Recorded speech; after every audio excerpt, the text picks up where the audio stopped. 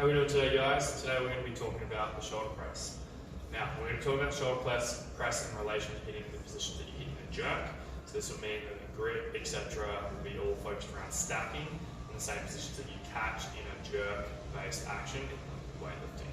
Not necessarily about trying to shift as much load. However, a lot of these principles will be the same if you were trying to shift the maximum load, and you should be able to actually get very close to as heavy as possible in these shapes. The video will go through the setup first, and talk through that, then we'll talk through the cues around the movement, and then I'll demonstrate after that. So, when we're talking about, obviously, replicating the lifts, we need to physically replicate. This will mean that your grip width should be the same as the grip that you jerk in, whether that's a wider grip, if you prefer a wider grip, or if you shift your hands, or the clean grip if you clean from the same, so if you jerk in the same position as you clean. In general, that's going to be outside the body and outside the shoulders when you come up to the top. Having said that, it is very dependent on limb length, torso length, etc. We talk a little bit more about it in our clean video, but in general, outside the shoulders and specifically, ideally close to where you jerk from. From there, we want to be thinking about how we create a stack. And a stack all the way from the wrist joint, all the way through to the foot on the floor. So when I'm talking about the wrist joint, we need to be thinking about creating a line from the thumb all the way down the forearm as you press. Now that means that there should be a slight angle on that with the knuckle slightly behind the forearm, but the thumb is in line with the forearm.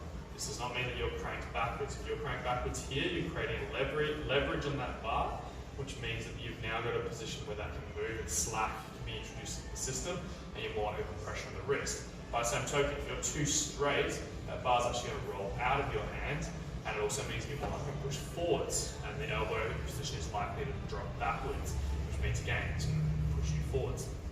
So, we want to be creating a stacking position so that way we can drive vertically. This means that from the wrist stack, so thumb sits over forearm, the forearm wants to be stacked vertically. However, having said this, when you're actually pressing, you want to have that elbow just slightly in front, so that way the forearm is pointing to where you want to finish, aka the top just above the crown of the head, which means that it must travel backwards. So the crown of the head generally will stack over the center of the ribcage. If you are pressing from in front of your body, which you will be, you're obviously naturally going to have to press backwards to get to that full lockout position. If you don't press backwards, you're going to hit that shape. So this means that the forearm needs to be ever so slightly, elbows ever so slightly in front of the bar as you create that press. From there, we need to be creating a stack all the way down the body. This means that you're creating a very slight thoracic extension, so that way you can keep the thoracic and the ribcage underneath the bar. Now notice how the ribs didn't move. When I pulled it up, my thoracic extended, but my ribcage didn't. So thoracic expansion, or that ability to throw the ribcage forwards, is not what we're looking for. We're looking to hold compression, which is that ability to push pulling down and almost widening the ribcage at the same time as we look to create that thoracic extension. So the ribcage itself is changing shape, the ribcage is not moving as a singular unit. It's important to understand. From there, we're looking to obviously stack everything from that point downwards. So ribs locked down, glutes are locked in underneath, quads are locked tight, and then from there you are stacking yourself on the center of your foot, which is going to allow you to stack the weight of the bar right above the center of the mass as you move. If I thoracically extend, I want to press it from here. From there, I need to move my head out of the way, so I'm going to tuck that chin, which is going to help me again elevate the thoracic without pulling the ribcage up. From there, I'm going to be able to press to avoid the face and create that lockout overhead. So, these are the positions that we want to be hitting for our setup position. Now for the movement itself, from that position of lockout, so create every position locked in, you won't necessarily be starting on the shoulder, and that's not necessarily where you want to be starting from. So tuck in underneath and start wherever your mobility puts you. From that point there, you want to be thinking about using your shoulder blades to protract and come around the side of your body. So I'm deliberately letting them roll. I'm not tucking back and holding my back tight, because we want that shoulder blade to be able to move So upwardly rotate as the shoulder comes up, so that we don't get pinching in through the side or the front of the shoulder here as the upper arm travels above 90 degrees. So as you press, tuck in, let the shoulder blades tuck underneath. From that point there, everything's locked. I'm going to try and drive my elbows and my shoulders, creating flexion coming in front of the body. My chin is tucked, my ribcage is still down. From that point, I'm going to narrowly miss the head. I'm pushing it very slightly backwards. From there, I'm going to start to press and let my shoulder internally rotate, so the arm is rotating inwards to allow me to create slight elevation at the top of the rep, and ribcage stays flexed and down. So the shoulder blade is now moved up and tilted forwards. And this is going to allow me to create lockout. Now, when I say elevation, I'm not talking about trying to touch your shoulders and your ears. I'm talking about a very slight upwards rotation and elevation. So that way the arm can internally rotate.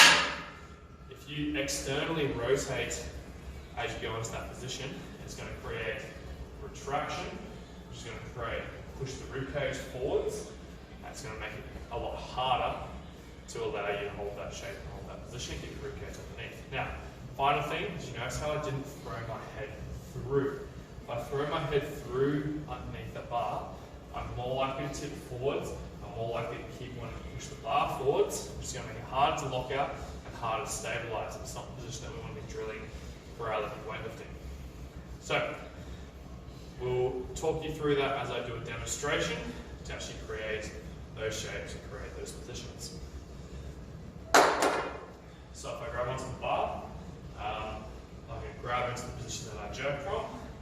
From there, I'm going to rack in underneath the bar, and then I'm going to reset my ribcage and stack myself up. So racking in underneath, I'm holding the hand, my wrists are stacked, my elbows are down, but they're just in front of the bar.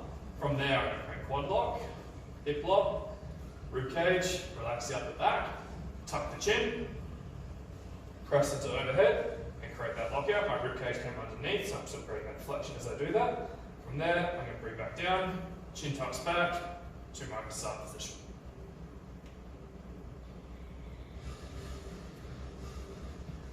Now, when I come back down, you'll notice that my elbows unlock first to allow the bar to travel vertically downwards, the shoulders to travel down from there. That's the same as what you would do if you're trying to re-rack the bar for a jerk or something like that. Create a break at the elbow first to allow the shoulder to go into external rotation, to then allow it to travel downwards and use the lats and the shoulder to stabilize that position. So that's our shoulder press. If you have any other questions, obviously feel free to shoot us a message. I hope you enjoyed that.